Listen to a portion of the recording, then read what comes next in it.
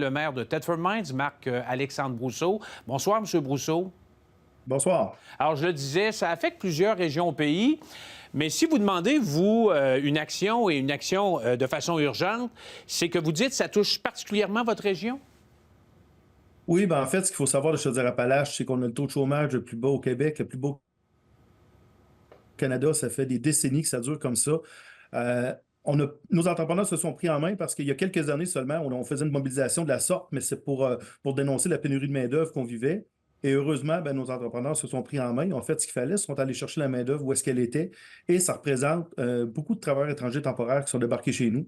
Alors, puis cette main-d'œuvre-là est absolument essentielle à nos entreprises. Là. Présentement, on est en train de créer une catastrophe économique dans notre région. On parle d'entreprises qui vont être obligées de réduire leur production, des entreprises qui parlent de délocalisation, des entreprises qui vont fermer des corps de travail.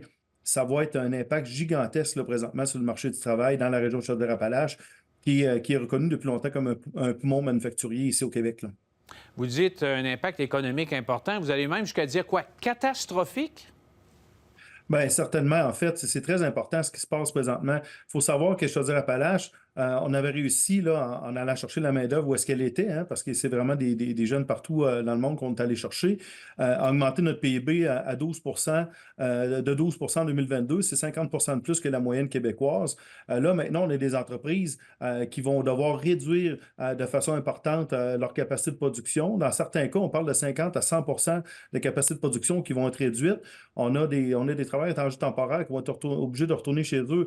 D'ici 2026, on parle du tiers des travailleurs étrangers temporaires qu'on est allé chercher. Il y en a 4607 dans les entreprises qu'on a sondées qui vont être obligés de retourner chez eux. Puis dans certains cas, le tiers de ces gens-là, entre autres, sont venus ici avec leur famille. C'est déplorable parce qu'on a des gens qui nous ont choisis, on a des gens qui avaient un projet de vie, qui ont décidé de venir donner l'épaule à la roue par rapport à l'économie de notre région. Et puis tout d'un coup, on change les plans pour on leur dit de retourner chez eux. Ouais. Le taux de chômage chez nous, quand je dis qu'il est bas, là, on parle le dernier chiffre en décembre, là, on est à 3 de taux de chômage ici. Puis pour nous, on le trouve haut à 3 parce qu'il n'y a pas si longtemps, il était en bas de 2. Pendant qu'on est à 3, à Montréal, c'est 8,7 le chômage. Nous, ce qu'on dit, c'est qu'il ne faut pas penser que c'est pareil partout au Québec. Il ne faut pas penser que la situation de l'immigration est pareille partout. On comprend le rôle social qu'on joue avec les réfugiés, les demandeurs d'asile, mais il ne faut pas penser que les travailleurs étrangers temporaires, c'est la même chose. En fait, ces gens-là arrivent souvent le dimanche soir, puis ils travaillent le lundi matin. Ouais. Ils contribuent à l'économie du Québec, ils payent des impôts. Puis ils contribuent à l'économie de nos entreprises qui, là, présentement, vont peut-être devoir payer des pénalités parce qu'ils ne pourront pas livrer leur contrat. Ils vont délocaliser des usines, ils vont fermer les corps de travail. C'est vraiment pas chic présentement ce qui se passe. C'est quelque chose qu'on a un parfait contrôle sur la Ouais. situation. En terminant, là, qu'est-ce que vous souhaitez? Un allègement des mesures actuelles ou le retrait complet des mesures? Mais en fait, nous, ce qu'on veut, c'est que ça ne soit pas pareil partout. S'il y a des endroits que le taux de chômage est élevé, puis il y a trop de chercheurs d'emploi, puis qui ne sont pas capables de loger le monde, ben peut-être que ça peut être différent que chez nous, où est-ce qu'on réussit à loger le monde, on réussit à les franciser. Fait que là, nous autres, il y a des entreprises pour qui on était rendu à 50 des employés que c'est des travailleurs étrangers temporaires. Donc, il faut revenir au moins à 20 puis permettre certaines exemptions.